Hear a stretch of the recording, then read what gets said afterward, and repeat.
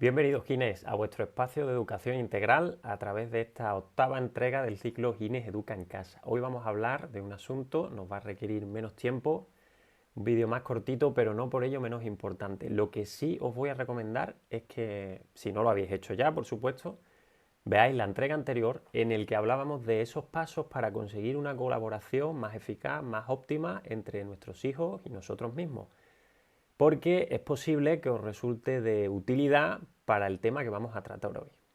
Sí, pues vamos a ello. Lo que vamos a tratar hoy tiene que ver con un asunto que no tiene por qué servirnos únicamente para el periodo de confinamiento, sino para nuestro día a día, y es un hecho muy real. Tiene que ver con el reparto de tareas domésticas. En muchas casas sabemos que no resulta fácil que muchos de nuestros pequeños y pequeñas asuman esas responsabilidades de sus quehaceres diarios que contribuyen a que el hogar funcione día a día, como puede ser hacer la cama, recoger el cuarto, ayudar en la limpieza, ayudar en el cuidado de las mascotas y así pues con un sinfín de tareas, más en algunas casas que en otras, porque bueno, todas las casas tienen sus particularidades. Entonces, se me había ocurrido que podía ser muy útil hablar de cómo podríamos hacer para establecer esa división de tareas, ese reparto entre los miembros de la familia y que la cosa pues, pudiera empezar a funcionar. De nuevo, os insisto, si veis el vídeo anterior podréis utilizar esos pasos para conseguir la colaboración, pero en concreto ahora, en lugar de utilizarlo para hacer las tareas del cole o para hablar de determinados asuntos complicados, lo podríamos utilizar para empezar a plantear esta necesidad de que cada uno asuma las responsabilidades de casa. Una vez que lo hagáis, que veáis esos pasos, podemos hablar de otros asuntos, que es lo que vamos a hacer hoy. Imaginaos, lo primero que recomiendo es que os sentéis en la mesa, papá, mamá, los niños, uno o varios, si hay más hermanos en casa, por supuesto, no hay que hacerlo independiente, es bueno que se haga de manera colectiva, y habléis sobre las cosas que en casa se están haciendo. Hay una buena forma de romper el hielo y es que los papás y las mamás hagan una lista de las cosas que en casa ellos ya están haciendo y la tengan ahí preparada. No que la den de antemano, pero sí que la tengan preparada. Os voy a explicar por qué. Porque cuando se empieza a lo mejor a hablar de determinadas cosas que ellos y ellas pueden ir haciendo, suelen surgir frases típicas, sobre todo cuando son hijos únicos, de todo lo tengo que hacer yo, todo para mí, siempre, esto siempre lo hago yo. Entonces, para quitarle un poco esa conciencia errónea, por supuesto, de que todas las cosas las hace él, que papá y mamá le presenten una lista de las cosas que ellos ya hacen en su día a día suele traerle a la realidad. Fijaos, no estoy hablando de que eso sirva para decir, sí, hombre, te vas a quejar tú qué sabrás si yo hago esto y esto y esto y esto. No, no es la intención de utilizarlo como superioridad o como dominio de papá y mamá frente al niño o niña, para nada, en absoluto. Es simplemente para hacerle tomar conciencia desde el máximo respeto de que todos y todas pues tenemos una parcela de responsabilidades que nos permiten llevar un orden en nuestro día. Y en lo que tiene que ver con las tareas de la casa, no es menos, por supuesto, porque hablamos del hecho de hacer la comida, el hecho de poner lavadoras, de limpiar y todo lo que ya podéis imaginaros y sabéis muy bien. Entonces, una vez que os sentéis, que habléis sobre la necesidad de este tema, en el caso de que lo haya en vuestra casa, puede que en vuestra casa todo vaya genial y pues perfecto, pero si no es así, pues sentaros a hablar de este tema es muy sano. Pedirles a ellos y ellas que hagan una lista, fijaos, el mandarle a ellos que hagan una actividad ya los integra, ya les llama la atención, es más fácil que entren ahí. Pedirle que hagan una lista de qué cosas creen ellos que se hacen día a día en casa. Que piensen, que hagan una lista. No tiene que ser en el momento. Se pueden tomar el tiempo que necesiten, a lo mejor de un día para otro incluso. Podéis decirle que vosotros tenéis una lista preparada, esa lista de cosas que hacéis día a día, y que ellos piensen en todas las que se podrían hacer y se hacen. Dejadle que reflexionen. Cuando volváis a reunir o cuando se acabe el tiempo, si lo hacéis en el mismo momento y dais un tiempo para hacerlo a modo de juego, comprobáis las respuestas que han dado y dejáis que las expresen. Por favor, no humilléis, no os riáis de ninguna respuesta que puedan dar, no reírnos en un sentido sano, que nos podemos reír todo con alguna bobada, alguna risa, pero hacerlo sanamente, no reírnos, porque todo lo que escriban son ideas y ese proceso creativo nunca hay que coartarlo, hay que dejar que pongan lo que crean. Lo que crean, bueno, está bien y se puede hablar. Pues mira, pues esto sí, o pues no, esto no. Pero nunca reírnos de ninguna de las ideas que puedan tener, porque puede ser humillante para ellos, así que mejor evitar eso. Y mejor apostar porque tengan ese proceso creativo. Cuando ellos os expongan su lista, podéis añadir a aquellas actividades que vosotros tengáis en la vuestra y que a ellos y ellas se les hayan pasado. Y de esa manera creáis una lista conjunta en la que todos habéis sido partícipes, recordad ese principio de implicación por el cual se consigue que los niños asuman las cosas si forman parte del proceso. Pues ahí lo tenéis. Cuando tengáis esa lista creada, podéis empezar a realizar una división. Aquí es verdad que los papás y las mamás tenéis que asumir cierto grado de control porque seréis conscientes, en mayor o menor medida, de lo que cada uno de vuestros hijos es capaz de hacer. Quiero decir que a un niño de 4 años quizá no le vais a pedir que corte el césped. Quizá, ¿no? Quizá, que lo mismo sí, pero tenéis que ser muy conscientes de lo que sí podéis pedir. También os digo, no caigáis en el error, como también me encuentro muy a menudo, de pensar que porque son muy pequeños no se le pueden asignar determinados tipos de tareas. Porque conozco familias en las que sus niños de 4 y 5 años ya forman parte muy activa de hacer la comida en casa o del proceso de limpieza en casa, de la limpieza de los baños o de cualquier otra cosa. Tenemos que quitarnos un poquito la mentalidad de que son muy pequeños, ¿vale? Son muy pequeños, pero eso no impide que los acerquemos a nosotros y empiecen a aprender cómo se van haciendo las cosas. No hay absolutamente ningún problema.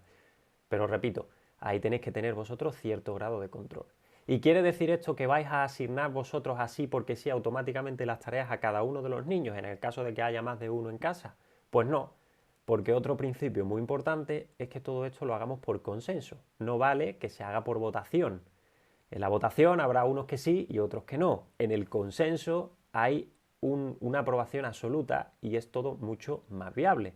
Así que siempre hay que buscar fórmulas que permitan un consenso. En vez de una votación, quizá un azar sería mejor. Por ejemplo, hemos hecho el bloque de tareas, hemos separado aquellas tareas que son, pues a lo mejor exclusivamente para papá y para mamá, por las razones que sean, cada uno decidirán cuáles son esas tareas que solo puede hacer papá y mamá, ya os digo, cada uno la decide, en unas casas alguien piensa que mi hijo lo puede hacer conmigo, en otras no, cada uno lo va a decidir. Y luego hay un bloque de tareas que sí ellos y ellas pueden llevar a cabo y que forma parte de su campo de trabajo.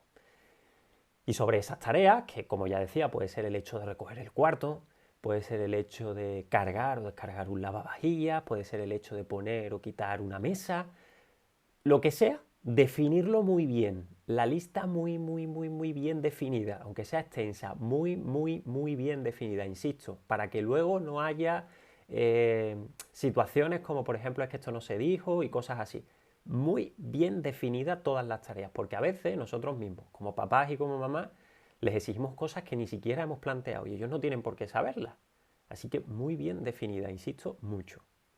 Una vez que estén así de definidas, podemos utilizar diferentes sistemas para hacer el reparto. Por ejemplo, en el caso de que prefiráis hacerlo así tipo azar, podéis coger, como siempre digo, una cajita, un bote, una urna de cualquier tipo, empezar a recortar papelitos con todas y cada una de esas tareas, echarlas en el bote, hacer un sorteo y lo que le salga a cada uno es lo que le toca, por ejemplo, para esa semana o para las 3 siguientes semanas. Y ahora os diré por qué eso de las 3 semanas al final de todo esto. Eso sería una manera de hacerlo. Como siempre digo, el proceso creativo es independiente de cada casa y cuanto más creativo seáis, mejor. Esa es una idea. Otra, por ejemplo, poner una pizarra, un tablón de corcho, cualquier cosa, donde todas esas tareas, todos esos papelitos queden ahí puestos, ¿vale?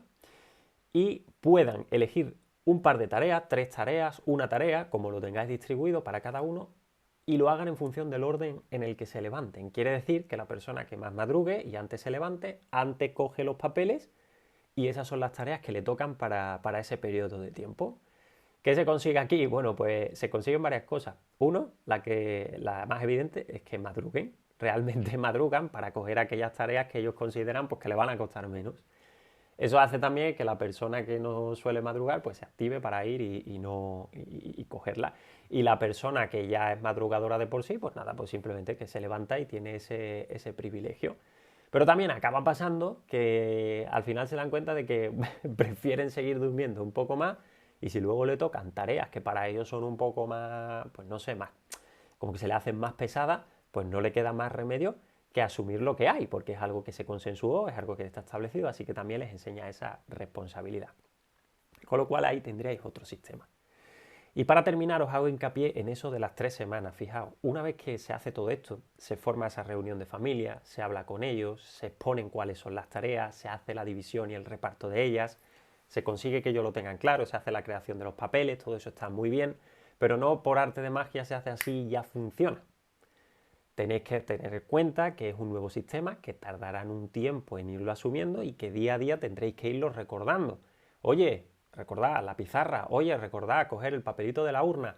No es que tengáis que decir continuamente, oye, que tenéis que hacer esto, sino, oye, ¿qué es lo que ponía en el papel que te tocaba para este tiempo?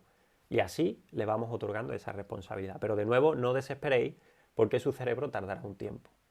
Y el hecho de que lo cambiéis cada 3 semanas es porque las evidencias demuestran que la motivación en ese tiempo es cuando empieza un poquito a variar.